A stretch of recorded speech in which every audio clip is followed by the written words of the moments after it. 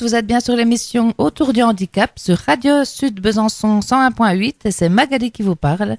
Alors aujourd'hui, on fait une deuxième émission sur les maladies invisibles, handicap invisible, un peu maladies rares aussi, voilà, parce qu'on avait déjà fait une émission, je ne sais plus quelle date, mais il y avait eu énormément de demandes, donc voilà, c'était bien d'en refaire encore une.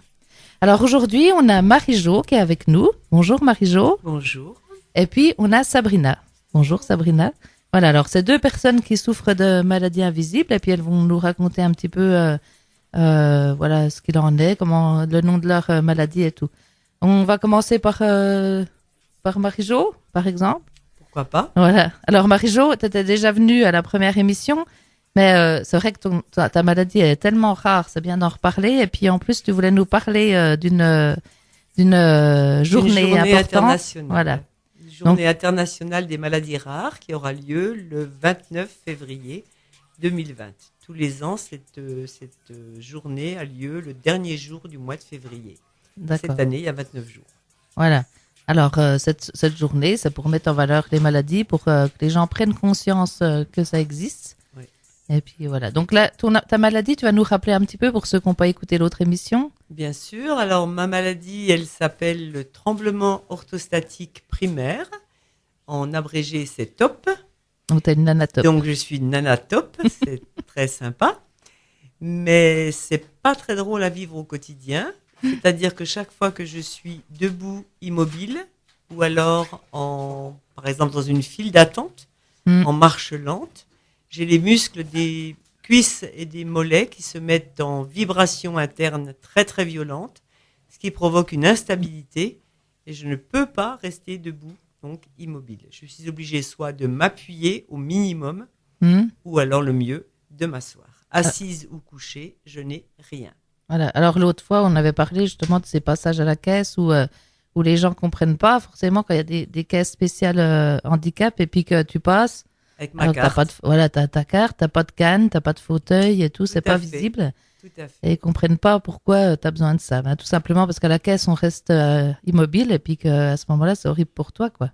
Bien sûr, quand j'arrive au moment de mettre ma carte bancaire, parce que le tremblement monte dans les bras également, donc c'est très difficile de mettre la carte bancaire et d'arriver à taper des chiffres. Oui. Mais une fois que alors ce que les gens ne comprennent pas, c'est que quand je repars, que je quitte le magasin, je pars pour rejoindre ma voiture, je marche comme n'importe qui.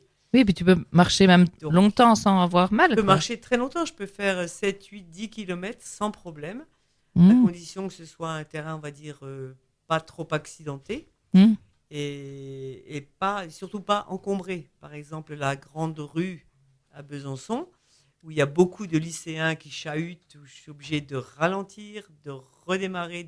C'est épuisant. Et puis les pavés et tout ça aussi, ça peut... Les pavés, c'est difficile. Oui. C'est difficile, oui. Donc là, c'est surtout l'incompréhension des gens. L'incompréhension. C'est pour ça qu'on fait ces émissions, pour un peu montrer aux gens que ça existe et puis qu'il ne faut pas tout de suite juger. Tout à fait. Qu'il faut comprendre et puis qu'il y en a énormément. Alors, mon avis là-dessus... et ça, c'est un avis que je donnerais pour tout le monde en général, c'est de parler de sa maladie. Voilà. Parce que quand on n'en parle pas, s'il y a le moindre symptôme qui devient visible, comme moi, de temps en temps, je suis obligée de m'appuyer, je suis obligée de dire attention, il faut que je m'appuie. Les gens se posent des questions. Les gens ont peur de ce qu'ils ne connaissent pas. Les différences, quoi. Voilà. Tout à fait. Donc, à partir du moment où on peut leur dire, voilà, je suis atteinte, sans détailler, mais je suis atteinte d'une maladie rare, je ne peux pas rester debout immobile, les gens sont très bienveillants. Mais les gens ont peur de l'inconnu. Il vaut mieux même dire maladie rare que maladie invisible, des fois, parce qu'il y en a, ils ne comprennent pas que ça existe, maladie invisible, puis ça peut peut-être un peu les faire sourire, ou voilà. Alors, j'ai vu quelque part qu'il y avait 80% des handicaps que c'est des maladies invisibles quand même. Hein. Oui, c'est énorme. Oui, donc c'est quand même beaucoup de population. En général, qui souffrent. c'est vrai que pour les gens, c'est la canne, c'est les béquilles, c'est le fauteuil roulant. Oui. Mais à partir du moment où on a un handicap sans appareillage spécial, les gens comprennent très difficilement. Oui, oui. Alors, autrement, qu'est-ce que tu peux rajouter par rapport à l'autre émission sur cette maladie ? Mais ça change énormément T'as vu la vie quotidienne. Ouais, combien à peu près vous êtes à souffrir de cette maladie? Combien on est? Ben écoute, officiellement, on est recensé entre 3 et 400. Mais à mon avis, on est plus du double. Ouais. On est plus du double parce qu'il y a encore énormément... En France, hein, tu veux dire? En France, il y a encore énormément de gens qui sont en errance de diagnostic. Alors, donc toi, comment que ça s'est passé pour rappeler un petit peu l'histoire? Alors moi, comment ça s'est passé? Mon premier symptôme, c'était un cours de gym où je n'ai pas pu rester debout, les jambes serrées. Et là, j'étais obligée d'écarter les bras parce que je faisais l'avion pour arriver à maintenir mon équilibre. Pourquoi ce jour-là? Ça, je ne le saurais jamais. Alors, tu avais à peu près quel âge quand ça t'a... J'avais 50 ans. Oui. Donc, je suis restée un peu comme ça. On m'a dit, à ce moment-là, au lieu de garder les deux chevilles qui se touchent, écartez un petit peu vos jambes. Oh, ça allait impeccable, mais ça n'a pas duré. Donc, ça s'est un petit peu accentué. Et là, j'ai consulté un premier neurologue qui m'a dit, vous êtes comme toutes les femmes, vous êtes une stressée. Il faut prendre des anxiolytiques. Donc là, je m'y refusais absolument. Je suis partie. Et je suis allée voir une de ses confrères qui était très, très forte. C'était même de l'obésité, là. Et c'est une chose qui est incompatible avec notre maladie. Mais donc, elle était très jeune. Elle était beaucoup plus jeune que moi. Elle avait au moins 15 à 20 ans de moins que moi. Je lui ai expliqué que je ne pouvais pas monter sur un tabouret. Oui. Et elle m'a dit, mais vous imaginez que moi je monte? Elle m'a dit, il faut accepter votre âge. Renvoyez chez moi. Terminé. Encore une fois, quoi. Et puis, la troisième fois, on m'avait indiqué un neurologue et je suis allée le voir. Et quand je suis arrivée dans son bureau était relativement encombré. Il venait de déménager. Et quand j'ai vu ça, immédiatement, comment je vais faire? Et là, il était au fond et lui m'a dit, venez vite vous asseoir. Il a compris. Je lui ai dit, mais enfin, comment vous savez? Moi, j'avais constaté qu'à 6, j'étais bien. Et il m'a dit, je lui ai dit, mais comment vous vous rendez compte qu'à 6, je n'ai pas de problème? Il m'a dit, parce que je sais ce que vous avez. Ouais. Et le simple examen dans notre maladie, c'est un électromyogramme debout. Très important. Si on nous le fait assis, c'est évident. On ne voit pas, quoi. Rien. L'électromyogramme debout, si on passe un électromyogramme qui a une partie sonore, ça fait exactement le bruit d'un hélicoptère qui s'envole. C'est oui, tac, tac, tac, tac, tac, tac, tac, tac. Et ça, on ne les ressent pas, mais c'est des vibrations des muscles dans les... Ah oui, oui. Et alors, ça s'appelle comment la maladie? C'est tremblement orthostatique primaire. D'accord. Primaire parce que je n'ai pas d'autres maladies. Quelqu'un qui aurait une autre pathologie neurologique, toujours. Oui. Une autre pathologie neurologique serait simplement tremblement orthostatique. Et puis alors, les gens qui pourraient se reconnaître dans cette maladie, comment ils font? Il y a sur Facebook, je crois que tu as une page. J'ai ouvert un groupe sur Facebook. Donc, on peut nous joindre par mail. Le mail s'appelle tremblementorthostatique@hotmail.com. Et puis le groupe sur Facebook, ça s'appelle? Puis le groupe sur Facebook, il s'appelle Connaître et faire connaître le tremblement orthostatique primaire. D'accord. Alors, on a participé à un protocole de l'ICM et de l'INSERM à Paris, à la salle Pétrière. On a 10 membres dans notre groupe sur les 15 demandés. Et on attend les résultats, mais on sait que les résultats sont prometteurs. D'accord. C'est tout ce qu'on sait pour l'instant. Oui, ok. On va passer une petite chanson, puis on reviendra un petit coup à toi après. Donc, première chanson.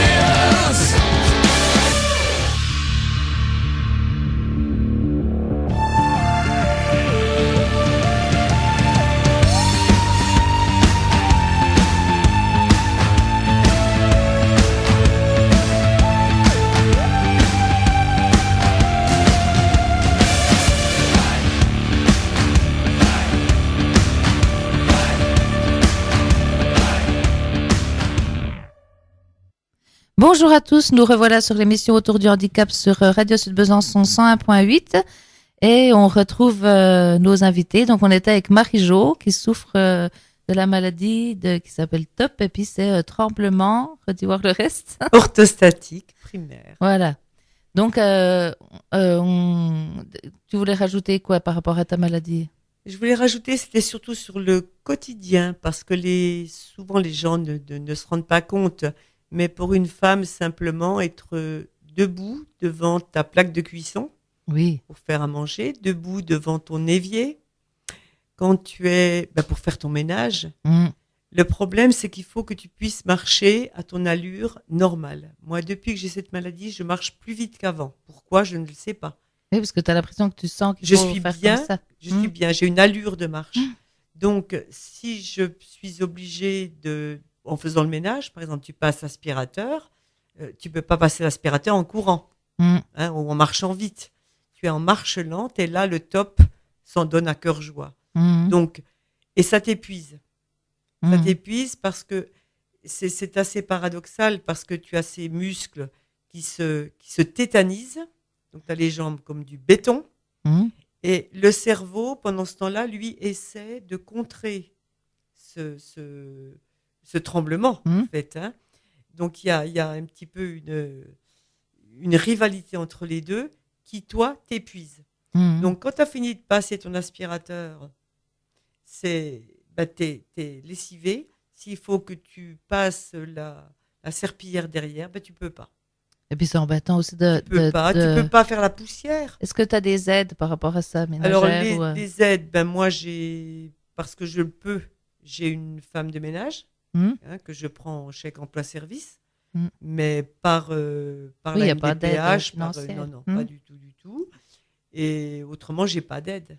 J'ai pas d'aide du tout. J'ai mon mari qui est très, très, très présent, heureusement, et qui est un aidant. Oui. Il m'aide beaucoup. Une chose toute bête, j'ai un lave-vaisselle. Vider le lave-vaisselle, j'ai pas une cuisine qui fait 10 mètres. Oui, puis parce que toi, quand je marche, ça passe. Mais du lave-vaisselle au meuble où il faut que je range, ça n'a pas le temps de passer. Donc la maladie, le tremblement s'amplifie. D'accord. Et puis, comment? On réajuste un petit peu. Alors, autrement, est-ce que c'est reconnu par la MDPH? Alors, c'est reconnu par la MDPH. Donc, j'ai une carte de priorité qui me permet donc de couper les files d'attente dans la mesure du possible. C'est pas toujours facile dans tous les magasins. Je sais que certains magasins ont dédient leur caisse spéciale uniquement, donc personnes handicapées et femmes enceintes, comme Carrefour, il paraît. Mais moi, Carrefour, je sais plus, c'est Auchan ou Carrefour, mais oui. Donc, c'est pas toujours facile. Et quand quelqu'un a installé toutes ces marchandises sur le tapis, on va pas dire à la personne, là, moi j'arrive, j'ai une carte, je passe avant vous. Oui. C'est pas, on s'intègre. Donc, c'est pas toujours évident. Il peut y avoir d'autres personnes handicapées. Et puis, il y a d'autres personnes handicapées, bien sûr. Ou une femme enceinte. Donc, les courses, c'est... Alors, dans cette maladie, il y a une chose qui est très bizarre. Il y a des jours où ça va. On va dire ça va relativement bien. La vie n'est pas normale, mais ça va relativement bien. Et il y a des jours, alors c'est la cata. Donc, on a... moi, je suis une optimiste. J'ai un petit peu... mon leitmotiv, c'est les jours avec, je fais avec. Et les jours sans, je fais avec aussi. Ben oui, pas trop le choix. Il n'y a pas le choix. Il n'y a pas le choix, il faut y aller. Et puis alors, avec une maladie comme ça, au niveau de la MDPH, est-ce que tu touches quelque chose Non. Non, il y a juste les cartes. On a quelqu'un dans le groupe, donc dans notre groupe Facebook, qui est en train de se battre depuis des années pour essayer d'avoir 80%. Et il a 79%. Oui. 79%, il a droit à rien. Oui. Et il voudrait avoir 80%. Parce que c'est vrai qu'il y a des on a besoin d'aide. Moi, ça va, si tu veux, j'ai mon conjoint qui m'aide énormément. Mais celles qui sont toutes seules, par exemple, faire leurs courses, celles qui sont toutes seules, il faut qu'elles aient à proximité un drive. Donc, à ce moment-là, elles font leurs courses donc, par Internet. Et puis, elles vont chercher au drive et quelqu'un les aide. Oui, c'est bien ces drives, hein, quand même. C'est, Même pour c'est, les fauteuils c'est, roulants, tout c'est- ça évite de... c'est très important, Oui. très important. Et une chose qui est très difficile aussi, qui arrive très très fréquemment, c'est l'isolement social. Mm. Parce qu'en fait, avec cette maladie, tu es tellement bien chez toi, où tu as, si tu es assise, tu es bien, tu vas qu'à tes petites occupations. Mais par contre, s'il faut que tu ailles en société, et c'est une maladie qui est augmentée par le stress. Oui. Donc le stress, il y a du stress positif aussi bien que négatif. Les deux, là, le top s'en donne à Mais cœur joie. comme pas mal de maladies neurologiques, Donc, quoi. je te donne l'exemple. Mon mari a été très longtemps conseiller municipal donc dans la commune où j'habite. On est très souvent invité à la salle des fêtes. La salle des fêtes, il y a souvent beaucoup de monde. Donc, les portes sont fermées. Déjà, ton cerveau a enregistré. Attention, de l'autre côté, il y a du monde. Et là, le top, ça démarre, ça démarre. Alors là, tu commences, là, tu sens même les tremblements, tu vois. Mm. Et la porte s'ouvre et tu n'as qu'une idée, c'est de te frayer un chemin entre les gens, ce qui n'est pas facile, pour trouver au moins un appui contre un mur ou le mieux, une chaise. Mm. Oui, c'est toutes des petites choses de la vie qu'on C'est pense des pas. choses de la vie Oui. que les gens qui ne savent pas ne comprennent pas. Une journée entière, c'est plein d'obstacles, quoi. Toujours, Oui. toujours. Il y a toujours quelque chose Mm. qui contrarie et puis la vie change. Moi, j'aimais danser beaucoup. Oui. Donc, la danse, en général, c'est lent. Oui. Tu as des mouvements tu as des changements de rythme. Donc, ça, c'est plus possible du tout. Mm. La gym, c'est plus possible. Je m'étais rabattue sur la musculation. Mm. Pas pour avoir des gros bras, mais pour m'entretenir. La musculation, c'est quand même fatigant. Mm. Et ma maladie étant déjà fatigante, au bout de 20 minutes, une demi-heure, j'étais une loque. Mm. Donc j'ai arrêté. Ah oui. Alors je marche et je fais du vélo d'appartement. Parce Oui. que dans ma maladie, ce qui est très important, c'est toujours de garder la tonicité des muscles jambiers. Donc Et d'une puis, façon ou d'une autre. tu as des rendez-vous, je pense, réguliers à la J'ai rendez-vous avec neurologue, mon neurologue une fois par an Oui. à l'hôpital de Besançon, qui est un... Donc dans ma maladie, il faut impérativement rencontrer un neurologue spécialiste des mouvements anormaux. Ça s'appelle Oui. comme ça. D'accord. C'est eux qui s'occupent du tremblement essentiel, de Parkinson, de tout ce qui est forme de tremblement, des dystonies. Oui. Alors justement, là, je vais énumérer un petit peu toutes les maladies à lesquelles on ne pense pas, hein, qui font partie des maladies invisibles. Alors, il y a les maladies chroniques, comme le diabète, le cancer, la sclérose en plaques, la fibromyalgie, on en avait parlé dans l'autre émission l'autre fois, la polyarthrite. Il y a les troubles cognitifs, comme les troubles 10, tout ce qui est 10. Alors, il y a la dysphasie. Donc, la dysphasie, c'est tout ce qui est langage oral. Mauvais langage, quoi, en fait, quand on a du mal à avoir un langage. Il y a dyspraxie. Alors, ça, c'est des problèmes moteurs. La dyscalculie. Oui, c'est bien comme ça. C'est les troubles de l'apprentissage du calcul. Donc, c'est souvent à l'école, hein, ces choses-là. Et la dyslexie, c'est au niveau de l'écriture.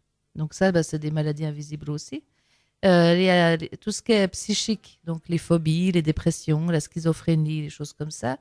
Il y a tout ce qui est sensoriel, déficience visuelle, surdité, voilà. Et puis, j'en ai rajouté, il y a le trouble du spectre de l'alcoolisme fœtal. Donc, c'est quand les bébés, voilà. Après, ça peut faire des maladies invisibles, sûrement à cause des lésions au cerveau. Les traumas crâniens, donc les lésions cérébrales aussi, AVC, toutes les choses comme ça. Et il y a les TDAH. Alors, TDAH, on en parle souvent, mais on ne sait pas exactement ce que ça veut dire. Hein? Vous savez ce que c'est, vous? Non? C'est pour ça que je me suis dit, c'est intéressant quand même de... C'est comment? Voilà, ça un petit peu par rapport à ça. Ça trouble le déficit de l'attention avec ou sans hyperactivité. Parce qu'on en parle souvent, on entend souvent TDAH, mais voilà.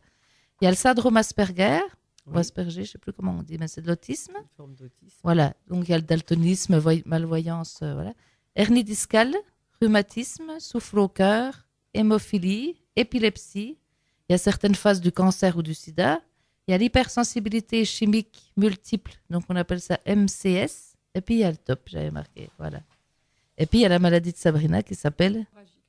Voilà, d'accord, donc on va en parler après. On va passer peut-être une chanson, et puis justement après on vient à toi, Sabrina.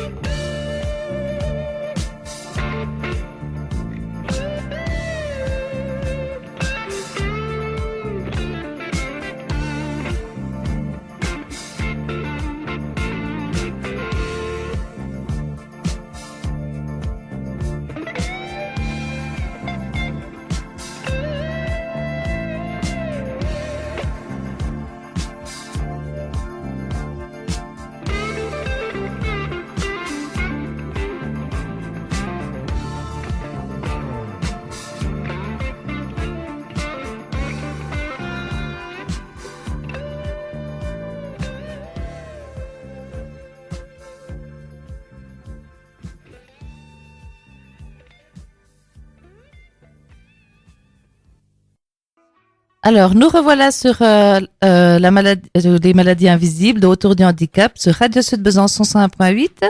Voilà. Donc, on avait parlé avec Marie-Jo de sa maladie, le TOP. Voilà. Et puis là, maintenant, on va parler avec Sabrina qui va nous expliquer la sienne de maladie et puis qui va nous dire un petit peu tout ce que ça fait, quoi, autour de, comme Marie-Jo a fait. Voilà. Alors, Sabrina, à toi. Donc, comme je disais, j'ai une RCH qui est donc connue sous le nom de rectocolite ulcéreuse hémorragique. C'est une maladie intestinale chronique inflammatoire qui se présente sous forme donc, de diarrhée très présente tout le temps, tous les jours. Chez certaines personnes, ça peut être 5 fois et chez les personnes ultra atteintes, ça peut être jusqu'à 50 fois. Donc, ça entraîne beaucoup de soucis. Moi, j'ai été diagnostiquée suite à mon accouchement de mon petit dernier, donc en juillet 2015. Et au début, j'y prêtais pas trop attention parce que je me disais c'est peut-être l'accouchement, c'est peut-être un choc émotionnel, des choses comme ça. Donc on se dit allez, on y va 2-3 fois par jour. Après, ça monte à 5, 10, 15, 20. Et à la fin, en juillet, j'étais à plus de 50 fois par jour. Ne serait-ce que d'aller chercher mon courrier à 150 mètres de mon entrée, c'était une mission impossible. Ou alors, je prenais des gros risques d'accident en route. Et donc, c'est ma mère qui a pris les devants puis qui m'a donc conseillé un gastro. Donc, j'ai été donc passer une coloscopie, une fibroscopie pour voir un peu tout ce qui se passait là-dedans. Et je vous avouerai que le réveil est un peu brutal parce que à peine on ouvre les yeux, on a le gastro au-dessus de notre tête qui nous dit oui, effectivement, vos lésions, ça fait bien penser à un Crohn. Donc, paye le réveil, c'est un peu dur. Et du coup, s'ensuit des traitements. Donc, au début, on m'a mis sous corticoïdes pendant 4 mois à haute dose avec du Pentasa. Donc, c'est quelque chose, les corticoïdes, c'est pour stopper l'inflammation et le Pentasa, c'est pour protéger un peu l'intestin puis réduire, pareil, la RCH. voire la faire totalement disparaître. Et du coup, dans mon cas, ça a bien marché pendant 4 mois, puisque la cortisone à haute dose, ça nous fait revivre, hein, ça nous fait diminuer totalement les symptômes. De 50 fois, je suis passée peut-être à 3-4 fois par jour aux toilettes, donc je pouvais retrouver une vie normale avec mes enfants. Enfin, c'était top, quoi. Et du coup, j'ai fait l'erreur d'arrêter de moi-même, parce que du coup, j'étais dans le déni de la maladie aussi. Je voulais pas en entendre parler. À 31 ans, quand on apprend qu'on est malade, on se dit, on nous dit notre fille ne sera plus jamais pareille, etc. Donc c'est un peu dur à entendre. Donc moi, je voulais faire par moi-même, je voulais profiter de mes enfants, je voulais continuer à vivre comme avant. Et du coup, grosse erreur, parce qu'au final, mes diarrhées sont revenues au grand galop. Et du coup, ça a été compliqué à gérer, mais après, il faut avoir un moral de battant. Et du coup, ça ne m'a pas empêché de trouver du travail en mai 2016. J'ai eu de la chance d'avoir une amplitude de mouvements qui m'ont permis de pouvoir allier travail et aller-retour aux toilettes. C'était quand même, parce que je travaille dans le commerce, donc c'était quand même assez compliqué, parce que j'y allais quand même 10-15 fois par jour. Donc il fallait que je laisse tout en plan et que je trouve des toilettes. Et au-delà de ça, au-delà de la vie professionnelle, la vie personnelle, elle est axée autour de ça aussi, parce que faire des courses, aller chez des amis, une simple promenade avec ses enfants, il faut tout étudier. Et quand on est en crise sévère comme ça, il faut regarder partout où il y a des toilettes. On fait rien sans toilette. Si on prend le risque de le faire, il faut avoir un double de protection avec soi ou des choses comme ça. C'est vraiment super, super compliqué.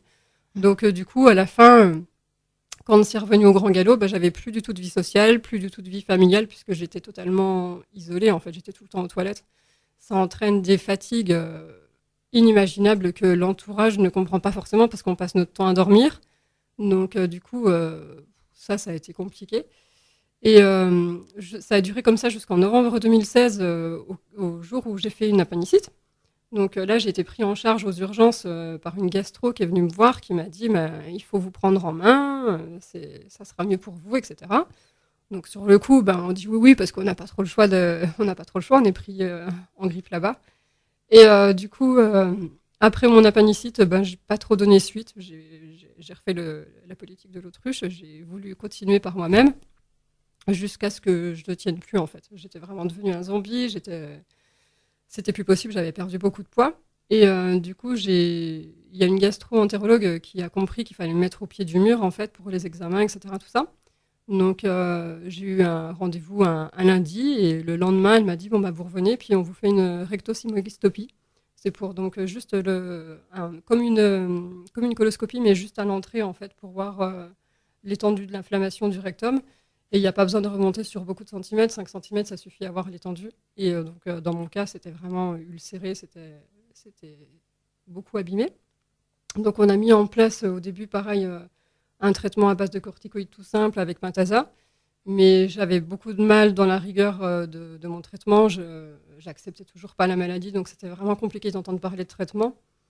Donc, ça a duré comme ça jusqu'en juillet. Après, j'ai changé de gastro et là, on m'a parlé de corticoïdes encore et Immurel. Et j'avais vraiment envie cette fois-ci de me prendre en main, de changer de vie. Donc, j'ai vraiment suivi assidûment le traitement qui a fonctionné pendant 3 semaines. Et au bout de 3 semaines, j'ai fait une crise de pancréatite aiguë suite en réaction à l'Immurel, en fait. Donc, du coup, on a dû arrêter ça en urgence. Après, je suis passée sous divers traitements qui n'ont pas fonctionné. J'en ai eu 6 en tout. Et là, récemment, j'ai été opérée le 8 janvier et j'ai subi donc une ablation totale du côlon, du rectum avec pose d'une poche provisoire. À l'hôpital, déjà à la consultation chirurgique, on ne nous dit pas forcément les complications qu'on peut rencontrer. Et puis moi, je n'avais pas forcément demandé parce qu'on se dit, bon, allez, c'est pour les autres, hein, c'est pas pour moi, c'est bon. Et du coup, manque de bol, j'ai fait une complication. Donc, j'ai fait une occlusion sur la stomie. Donc, c'est-à-dire que j'avais les selles qui étaient bloquées, tout remontait. C'était vraiment affreux. J'ai eu un chirurgien super réactif qui a vraiment pris bien la situation en main. Et du coup, la seule solution, c'était donc de mettre une sonde urinaire dans le trou de la stomie pour faire évacuer les selles, en fait. Donc, ça a duré comme ça pendant 1 semaine. Et au bout d'une semaine, ils m'ont repassé un deuxième scanner et en fait, qui montrait que le réservoir était totalement cicatrisé. Donc, dans mon malheur, j'ai eu de la chance parce qu'il m'a remis en continuité bien plus tôt que ce qui était prévu, parce que la poche, j'aurais dû l'avoir 2 à 6 mois et je l'ai gardée 10 jours. Donc là, j'ai plus de poche, mon transit est revenu. Et pour l'instant, c'est en transition, on va dire. Je suis aux toilettes entre 6 à 8, 9 fois par jour, suivant les. Mais avec, du coup, c'est beaucoup plus contrôlable. Je peux gérer mes envies. J'ai plus besoin de courir dans la seconde parce qu'avant, c'était vraiment quand il fallait que j'aille aux toilettes, c'était dans la seconde. Hein. Sinon, c'était la catastrophe ou alors je passais par des moments de malaise terribles. Et là, je peux me retenir largement 1 heure, il n'y a pas de problème. Je peux envisager une vie de famille, je peux ressortir avec mes enfants, je peux faire des promenades dans le village, une balade en vélo, enfin, toutes les choses que pour vous, ça paraît normal et qui, pour moi, ne l'étaient plus, je peux les envisager à nouveau. Mm. Alors, oui, c'est dingue. Hein. C'est pareil, il y a beaucoup de gens, en fait, qui s'aperçoivent pas que ça aussi, ça existe, quoi. Hein. Non, Parce que, on parlait des caisses tout à l'heure, c'est pareil, toi, à la caisse, tu peux pas attendre. Ah, Maintenant, non, aujourd'hui, même, t'as un peu plus parce que tu as eu maintenant, ça va mieux, l'opération, mais ça m'est déjà arrivé de laisser le chariot en plan et puis de devoir courir aux toilettes, quoi. C'est des choses qui sont arrivées, ouais. Et puis, tu as combien d'enfants? J'en ai 5. Voilà. Alors, elle a 5 enfants, donc à s'occuper. De quel âge à quel âge, des fois? Donc, j'ai 4 filles, un garçon. La grande a 16 ans. La deuxième, elle va avoir 13. La troisième, elle a eu 10. La quatrième va avoir 8. Et le petit dernier a eu 5 ans. Alors, pareil, ton compagnon t'aide beaucoup. Hein, heureusement qu'il est là. Ouais. Dieu merci. Franchement, je le remercie énormément. C'est un pilier sur lequel je peux m'appuyer sans faille. Il est juste génial. Après, c'est vrai que je me souviens des fois que tu me disais que tes filles en souffraient pas mal de ta maladie parce qu'elles voulaient partir en vacances. Oui, c'est ça. Après, c'est toute la vie de famille qui en pâtit, hein, parce que du coup, une simple promenade, soit il fallait se préparer en amont psychologiquement, puis se dire, allez, bon, c'est bon, sur 1 kilomètre, c'est bon, tu vas tenir, mais sauf qu'il y a des fois, non. Puis quand ils sont tout petits, je peux pas les laisser en plan au milieu du village et puis courir aux toilettes. Et puis au niveau de la pudeur, tout ça, il y a après, des fois où c'est super dégradant, super humiliant. J'ai eu des devant situations. Tes enfants, voilà. Oui.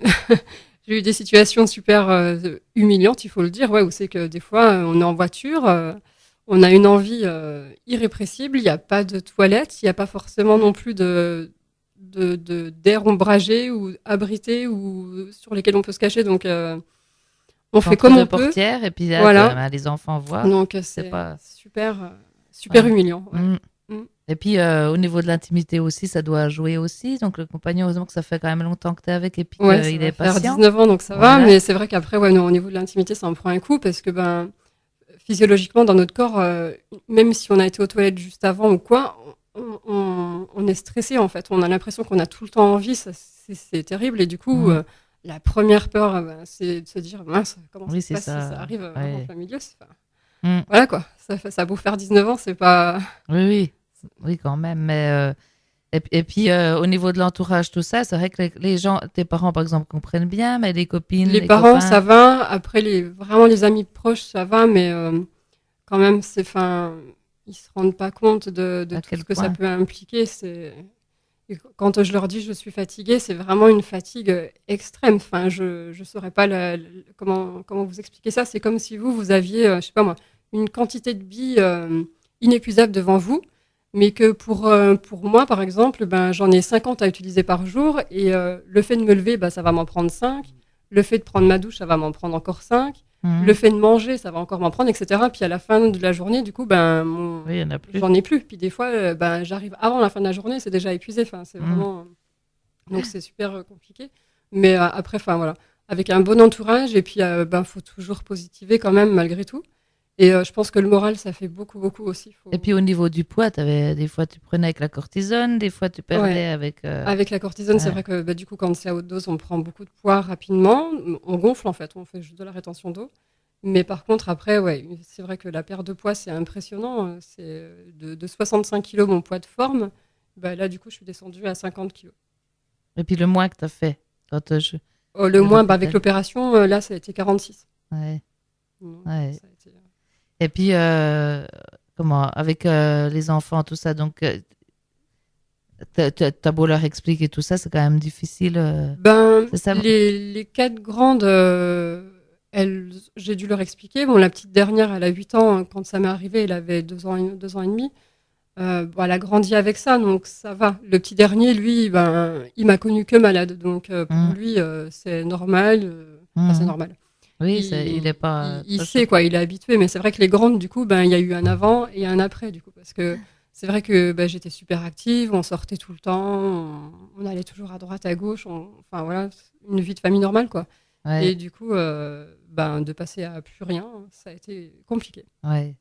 Et puis alors, au niveau de la MDPH, tu es en train de voir J'avais commencé à constituer un dossier, mais le truc, c'est que je suis toujours dans l'acceptation de la maladie malgré tout. Et du coup, je me dis, j'ai 35 ans, je me dis, j'ai pas envie de m'enfermer dans une case. Et c'est vrai que pour l'instant, non, c'est en stand-by. J'ai tout rempli, il reste plus que la partie médecin à remplir.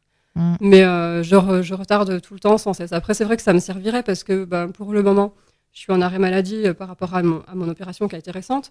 Mais avant, j'étais au chômage parce que j'avais travaillé pour avoir des droits. Et bon, jusqu'à ce que ça puisse plus passer, on tire, on bénéficie de Pôle emploi. Mais le jour où ils me diront, attendez, madame, vous faites quoi? Vous cherchez pas de travail ou alors que non, c'est pas que je cherche pas de travail, c'est que faudrait pouvoir travailler en fait. Mais le problème, c'est que dans le commerce, j'ai essayé, hein, j'ai eu 3 postes, donc qui ont tous été avortés puisque au final, les allers-retours caisse et toilettes, c'est juste pas possible à gérer. Ou alors des fois, j'ai eu un poste en mai 2018 où j'avais un magasin à gérer, en fait, des fois des journées seules. Donc, avec un portique devant où c'est qu'il n'y avait pas d'antivol. Donc, il y avait des grosses pièces hyper chères à l'entrée. Donc, imaginez que je sois aux toilettes tout au fond de la réserve et puis qu'il y ait des gamins qui rentrent, qui repartent avec je sais pas combien de blousons à 350 € le blouson. Enfin, c'est mission impossible. Donc, et le problème, c'est que les employeurs ne le comprennent pas quand on leur dit on est malade, on a ci, on a ça. Parce que après, le truc aussi c'est que quand on va en entretien qu'on est malade, on a 2 possibilités. Soit leur dire, et auquel cas, bien souvent, on se fait remballer, puis ils prennent quelqu'un qui est plus en forme que nous. Et la deuxième possibilité, c'est de ne pas dire. Et là, auquel cas, on se vend du mieux qu'on peut, puis en général, on a le poste, ça marche. Et après, le problème, c'est que quand on leur dit, au final, qu'on est malade 2-3 jours après, et que du coup, ça se passe pas bien parce qu'on a les allers-retours aux toilettes, etc., ils disent faut que tu partes. Donc oui, mais si je pars, j'ai plus d'allocation chômage en fait. Donc comment je fais pour nourrir mes enfants? Même si mon mari travaille, un salaire ça suffit pas quoi. On roule pas sur l'or. Donc du coup, il faut faire l'imbécile et puis pas leur donner de nouvelles, faire un abandon de poste en fait tout simplement. Donc à chaque fois c'est pas avec gaieté de cœur que je le fais parce que du coup je me suis grillée dans plein d'enseignes. Mais bon. Il y a pas le choix, c'est comme ça. On va passer une petite musique, puis on reviendra après pour parler.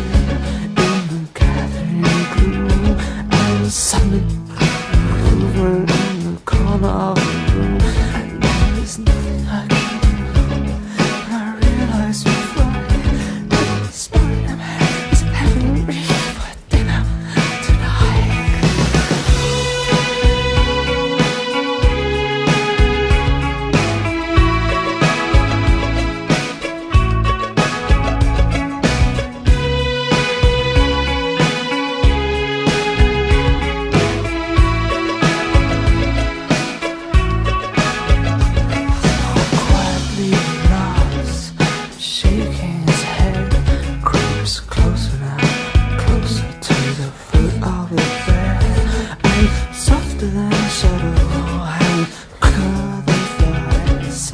His arms are around me and he's turning my eyes. Still can't be quiet now, my precious boy. Don't struggle like that, I will only love you. But it's much too late to get away. Turn on the light. The Spider-Man is having you for dinner tonight.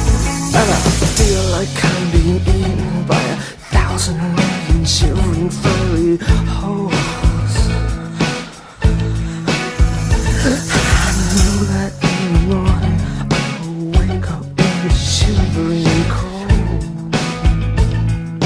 And the Spider-Man is always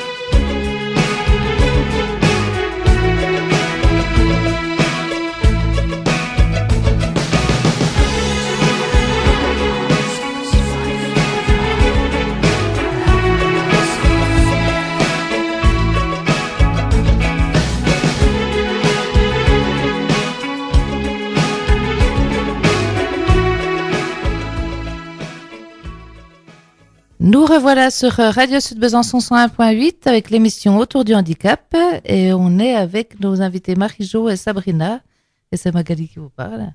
Voilà. Alors Sabrina, donc on était en train de parler de ta maladie qui s'appelle, redis-moi voir. Rectocolite ulcéreuse hémorragique, Voilà. RCH. Donc en fait c'est une maladie où on va sans arrêt aux toilettes, des Principalement. Mais après il des peut y avoir diarrhées, d'autres maladies associées, aussi bien au niveau de la peau, au niveau des yeux, on peut faire des uvéites, on peut faire des psoriasis, on peut faire beaucoup de choses associées à cette maladie. Oui, ok. Donc toi ça va, t'as pas tout le reste. Ça va. On va Comme quoi dans ton malheur, t'as un petit peu de chance. Je voulais revenir sur l'histoire de la MDPH. Tu me disais que tu avais fait le dossier, mais que tu avais du mal avec l'acceptation de la maladie, donc tu restais un peu bloqué là avec ça. Il te reste plus que le médecin à remplir. C'est ça. Il n'y aura pas de souci pour remplir. Oui. Voilà. Alors c'est vrai qu'il faut faire les dossiers MDPH, c'est compliqué. C'est long. C'est long.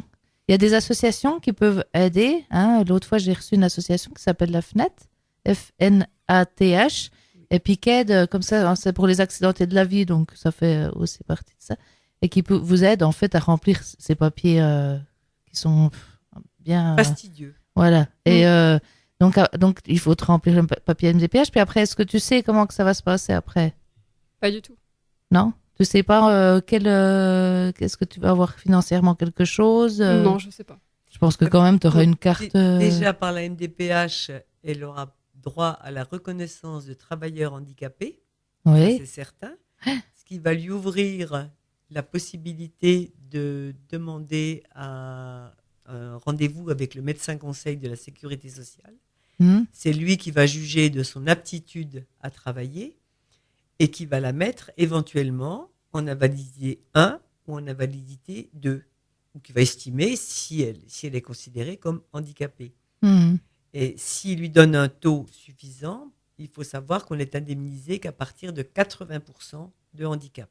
Donc c'est l'AAH. Ça s'appelle. Okay, mais voilà. Justement, moi, c'est ce que je voudrais éviter. J'aimerais pouvoir rester. Oui, tu voudrais avoir une vie le plus normale possible, quoi. Exactement. Oui. Mais enfin, ça peut des fois. Oui, c'est aussi MDPH en premier. Oui. Très important. Ça peut t'aider. Même, tu peux avoir une carte justement pour les fois où il faut attendre. Et à Besançon, il faut compter 4 mois d'instruction. Ok, alors après, je sais pas. Moi, je suis en Haute-Saône, donc je sais pas si c'est centralisé. Alors, c'est malheureux, c'est que la MDPH est on va dire, c'est national. Mais chaque département a des délais totalement différents. Alors là, le gouvernement a annoncé il n'y a pas longtemps qu'il n'y aura pas de différence entre les départements. Mais bon, uniformisation. Après, ils ont annoncé plein d'autres choses. Oui, on va y croire. Donc, on va voir comme ça. On va y croire. Mais ouais, c'est vrai que j'ai déjà vu, moi, en discutant sur des forums où avec des autres mamans, la différence entre les délais est importante et puis même la différence dans la reconnaissance. Il y a des enfants qui sont handicapés comme mon fils et puis qui sont en catégorie 2 ou 3 alors qu'ils sont enfin ils sont tétraplégiques quoi, c'est pas normal quoi. Donc voilà, en espérant que ça change avec ce qu'ils annoncent. Croise les doigts. Voilà. Alors après, moi, je voulais continuer. Là, il reste moins de 10 minutes là. Donc, je voulais continuer un petit peu pour que vous partagiez un petit peu votre expérience sur ces maladies invisibles, quoi, ces maladies rares, et par rapport à la vie de tous les jours, comme on avait parlé tout à l'heure, à la vie dans la société, voilà quoi. Donc, on voit qu'il y a aussi, vous avez un point commun, c'est l'incompréhension déjà des gens. Oui, et puis l'isolement social. Je me suis rendu compte Ouais. avec le témoignage de Sabrina. Mm.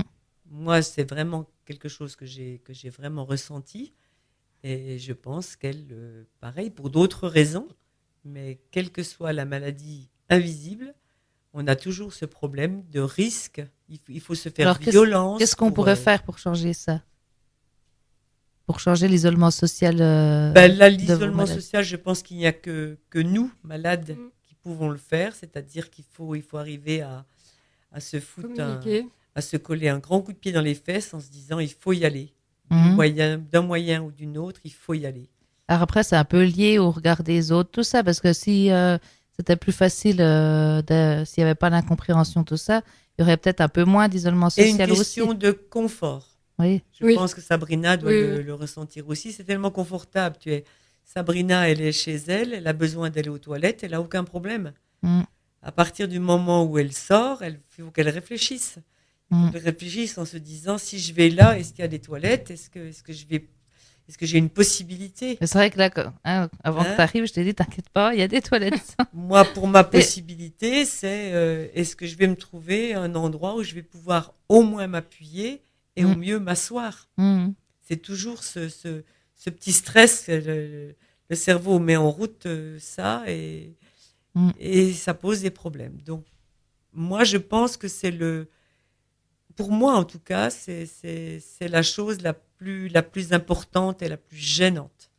Et puis, au niveau de l'incompréhension des gens, après, c'est comme tout handicap, c'est difficile, quoi. Comme Mais, je l'ai dit tout à l'heure, à mon avis, les gens, si tu leur expliques, C'est ça. les Ouais, mais gens après, on peut deviennent pas, bienveillants, mais tu n'es pas obligé Après, sans donner de détails. Oui. Tu dis, je suis atteinte d'une maladie, Sabrina, je suis atteinte d'une maladie auto-immune. C'est une maladie qui touche le transit intestinal. Les gens comprennent. mais Hein? même si on leur explique, je vois mes anciens collègues de travail, ils savaient que je devais aller aux toilettes. Ben, pour eux, oui, j'allais juste aux toilettes, en fait, c'était tout. Mais ils ne voyaient pas le reste à côté, tout ce que ça engendre, par rapport au travail surtout. Et après, Il a Il y a la personnel, fatigue. Ouais. Mm. Et puis quand on est quelque part qu'il faut vite qu'on court, on va pas crier aux gens je cours aux toilettes parce que Ah, mais j'ai alors, cette ça, c'est le maladie-là, pire quoi. parce que du coup, quand on travaille en commerce et qu'on est dans les Oui. centres commerciaux, quand par exemple on arrive en période de Noël et qu'on C'est arrive aux rempli, toilettes ouais. et que c'est rempli, Oui. je vous dis Bah, tu qu'il vois, faut avoir. Avec la MDPH, tu pourrais avoir une petite carte et puis accéder au WC handicapé. Parce qu'il y a certains magasins, les grands magasins, ils les ferment à clé parce que sinon il y a des jeunes qui vont dedans pour se rejoindre et tout. Enfin, une dame m'a raconté. Ils les ouvrent que si on leur montre la carte. Donc toi, là, tu aurais tes WC, tac, la dame, elle est là. Souvent, il y a Après, des dames j'en ai qui sont déjà là. bénéficié malgré tout, mais c'est vrai Ouais. que du coup, quand on sort de là, justement, les gens ils nous regardent. Oui. Vous êtes debout, qu'est-ce que vous faites? Vous n'avez Ouais. pas de fauteuil, vous n'avez pas de béquille. Ouais. Bah oui, prenez mon handicap une journée, puis on Voilà. en parle. Donc, bienvenue dans le monde Mm. du handicap. C'est ça.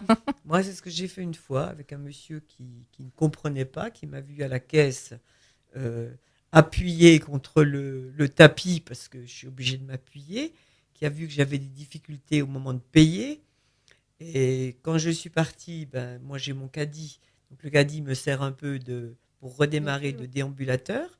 Je suis partie au bout de 3-4 pas. J'ai foncé, je suis arrivée à ma voiture et ce monsieur, j'avais encore ma carte à la main, je n'ai pas pris le temps de la ranger.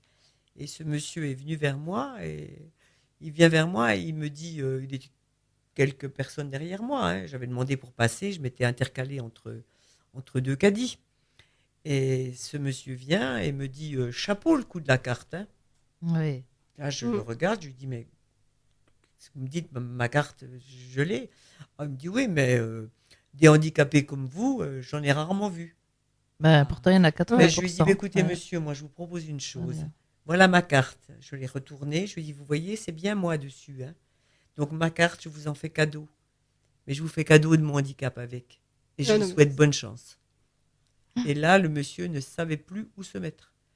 Et là, je ne suis pas vulgaire, mais j'ai été très vulgaire. Je lui dis, monsieur, quand on ne sait pas, on ferme ça.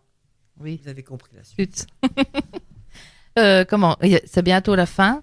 Donc, déjà, je voudrais vous remercier. Il faudrait plus d'une heure quand même à chaque fois. Je voudrais vous remercier d'être venu, puis de témoigner pour les autres, pour que... c'est nous, Magali, qui te remercions. On se remercie tous. Voilà. Et puis, je voudrais annoncer, parce que la dernière émission, il y a 15 jours, j'avais dit que le 29 mars, on allait faire, pour mon association, l'association de mon fils, Association Léo contre les AVC, on allait faire un concert choral. Et je me suis trompée de village, en fait, parce que d'habitude, on le fait dans le village que j'ai dit, et là, on va changer. Donc, c'est le 29 mars, mais c'est à Malange. Donc, c'est un concert choral. C'est entrée libre. Et la chorale chante super bien. C'est un super moment. C'est un bon dimanche après-midi. C'est à 15h à Malange, dans le Jura. Et donc, il y aura un chapeau qui va passer pour ceux qui veulent faire des dons. Et puis, ça ira à l'association de mon fils. Donc, voilà. Alors, voilà, je voulais juste rectifier l'endroit. Sinon, je reparle encore du défi humanitaire qui va être fait par Bruno Boulard. Donc, si vous voulez voir un petit peu de quoi il s'agit, allez sur le Facebook. C'est un défi avec moi. Il y a tout qui est marqué dessus. Et puis sinon, si il y a autre chose, il y a aussi ma page Facebook Magali Cunet, Radio Sud Besançon. Voilà. Donc, merci à Marie-Jo. Merci à Sabrina. Merci à toi. Voilà. Merci. Et puis, s'il y a des questions sur les maladies, des choses comme ça, n'hésitez pas à en poser sur la page, là, que j'ai dit Magali Cunet, Radio Sud Besançon. Et puis, peut-être que plus tard, hein, parce que j'ai pas mal d'émissions de prévues, on refera peut-être sur les maladies rares. N'oubliez pas la date qui est pour la journée des maladies rares. 9 février. Voilà, le 29 février. Et puis, ma foi, je vous souhaite à tous un super après-midi. Et puis, dans 15 jours. Voilà. Merci. Et merci à Radio Sud de nous avoir accueillis. J'entends.